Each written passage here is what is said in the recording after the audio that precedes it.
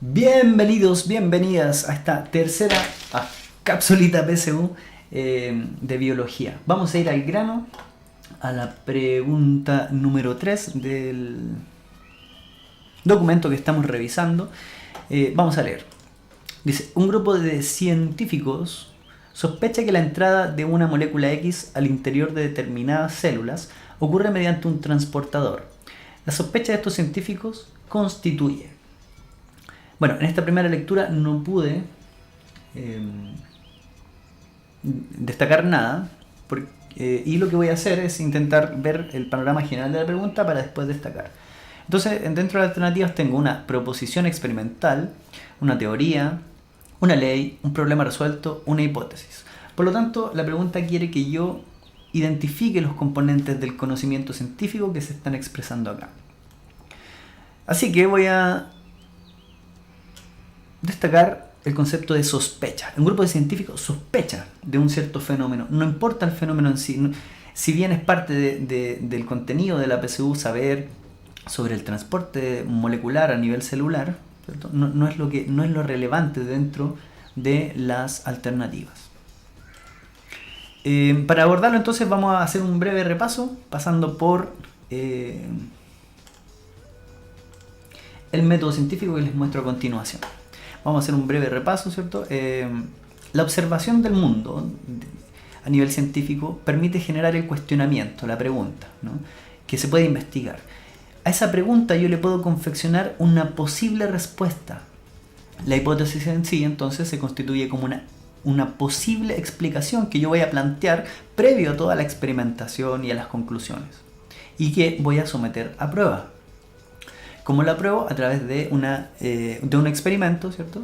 Que es una experiencia empírica. El método científico puede no estar funcionando en este nivel y yo podría reformularlo. Por lo tanto, es un proceso de retroalimentación. Podría incluso reformular mi pregunta o mi hipótesis. Pero si está funcionando, entonces va a permitir analizar datos, generar conclusiones, ¿no? A veces ocurre que todas estas conclusiones son acordes a la hipótesis que yo había planteado acá en un principio y por lo tanto son necesarias de comunicar. A veces los resultados no están alineados con la hipótesis o no la confirman y por lo tanto yo debo comunicar esos resultados porque es parte del conocimiento. De hecho, muchos errores a nivel científico han sido descubrimientos fundamentales. Este análisis de datos y conclusiones me va a permitir generar nueva información, nuevas preguntas, nuevas hipótesis para entonces así seguir en el proceso de descubrimiento. Pero la pregunta, si ustedes ven acá, nos coloca más elementos que no son parte. Entonces está proposición experimental, que es parte del método científico, la resolución de problemas, la construcción de hipótesis. Y aparte nos va a plantear la teoría y la ley. Para eso vamos a ver la siguiente imagen, en donde se coloca el método científico, ¿no? Con todos sus componentes, desde la hipótesis hasta las conclusiones, como un esquema muy similar al que vimos antes, pero lo vincula con los conceptos de teoría y ley, ¿no? En donde la aceptación de las hipótesis y su repetición van a permitir una generalización de una idea que se va fortaleciendo hasta convertirse en teoría, una posible explicación predictiva. ¿Ya? Bueno, en sí la teoría va a ser un conjunto de conceptos. Un conjunto de conceptos que incluyen fenómenos que son observables y propiedades cuantificables. Es decir, yo puedo medir estos fenómenos y cuantificarlos, generar datos empíricos. Estos fenómenos más estos datos empíricos se van a unir para generar una explicación. Concepto muy importante dentro de la explicación o la comprensión de lo que es una teoría. Esta explicación de los fenómenos naturales va a presentar una capacidad predictiva, porque si yo logro explicar un elemento voy a poder predecir lo que va a ocurrir en el futuro o en un mismo caso, ¿no? O en otros casos que se parezcan a ese fenómeno natural. Por lo tanto, nos vamos a quedar con dos conceptos de teoría, dos conceptos importantes: la explicación contundente y su capacidad predictiva. Les voy a dar ejemplos de teorías. Una teoría muy importante y aceptada es la teoría del Big Bang, ¿no? Que es la generación sobre la generación del universo, en donde aparece el tiempo, los componentes de energía y materia. Esto es una propuesta explicativa de este fenómeno natural, de la existencia del cosmos donde nosotros vivimos. Stephen Hawking decía: no importa pensar qué había antes del Big Bang, porque esto simplemente es una explicación. Por lo tanto, a partir de acá, esta explicación va a tener cierto valor y de alguna forma capacidad predictiva, ¿no? ¿Qué ocurre si el cosmos sigue en expansión? Otro ejemplo es la teoría de la evolución. ¿Teoría por qué? Porque explica cómo se generan diversas especies o cómo las especies van cambiando en el tiempo. Bueno, no es objetivo de esta capsulita explicar la teoría de Darwin, pero sí contarles que obviamente dependiendo del ambiente, este pájaro, ¿no? llamado este pinzón, va a ser una especie distinta a la que se puede observar acá, simplemente porque viven en otro espacio geográfico y por lo tanto tienen presiones ambientales distintas. Es decir, se ven enfrentados a la muerte. Y los que sobreviven van generando descendencia con características que son adaptaciones, es decir, características que le permiten sobrevivir. Y así entonces, eso al paso de los años va generando la aparición de diversas especies. Otro ejemplo es la teoría celular, ¿no?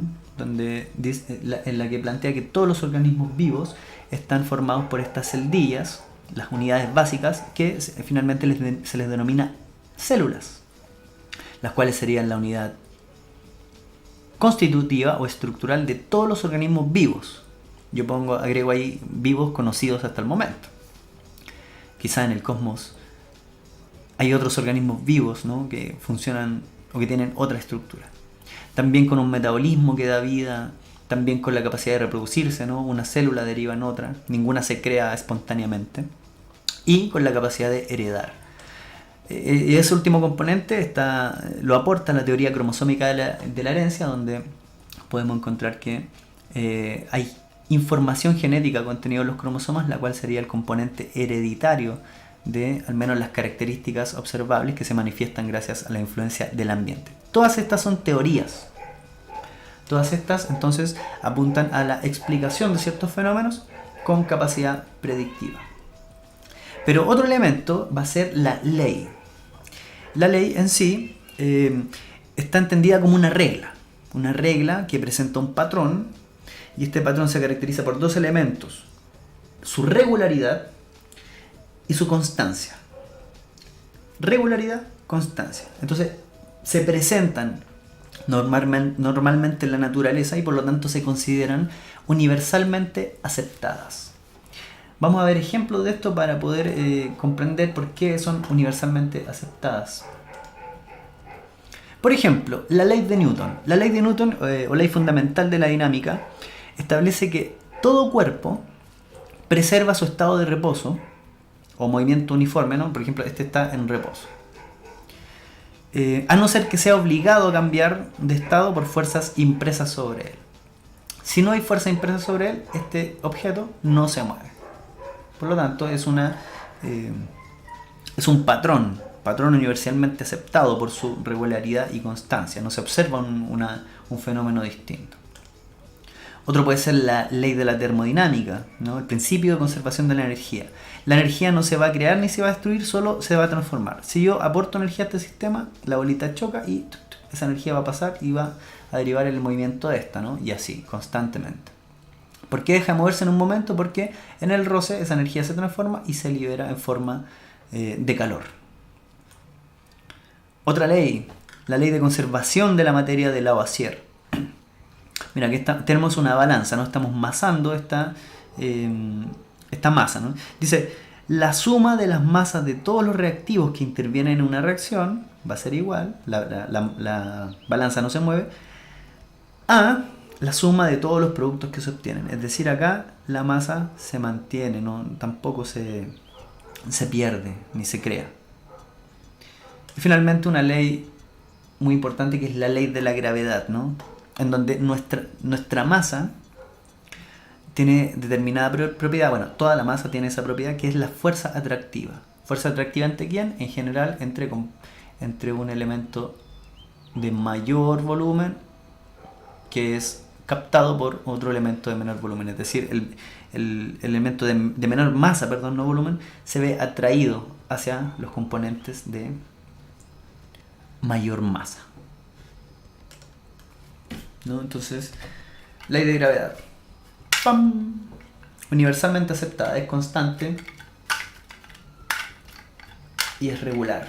En todos los casos se repite, por lo tanto está muy fortalecida. Volvamos a la pregunta. Entonces dice, un grupo de científicos sospecha que la entrada de una molécula X al interior de determinadas células ocurre mediante un transportador. Esto es solo una sospecha, no es una ley, no es un elemento universalmente aceptado, por lo tanto queda descartado. Tampoco es una explicación de un fenómeno natural, con capacidad predictiva, soportado por un montón de experimentos y de hipótesis que han sido evaluadas.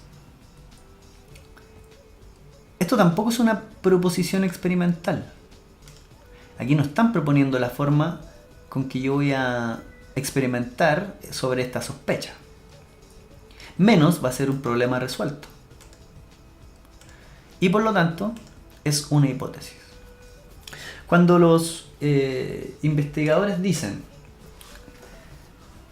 la entrada de una molécula X al interior de determinadas células ocurre mediante un transportador, están planteando una explicación, un fundamento de cómo ocurre ese transporte. Pero este fundamento todavía no se prueba. Por lo tanto, es una hipótesis, una posible respuesta a una pregunta, un planteamiento posible y sometible a prueba. La hipótesis es tremendamente relevante en el ámbito de las ciencias y son finalmente el planteamiento humano que va tratando de explicar el mundo y que se va fortaleciendo cada vez más, conformando teorías y finalmente conformando leyes. Espero que les haya gustado esta capsulita, siempre me equivoco, esta capsulita PSU y nos vemos en una próxima donde estaremos conociendo de ciencias y de esta prueba de selección universitaria en el ámbito de la biología. Que estén bien. Saludos, abrazos a todos y todas. Chao.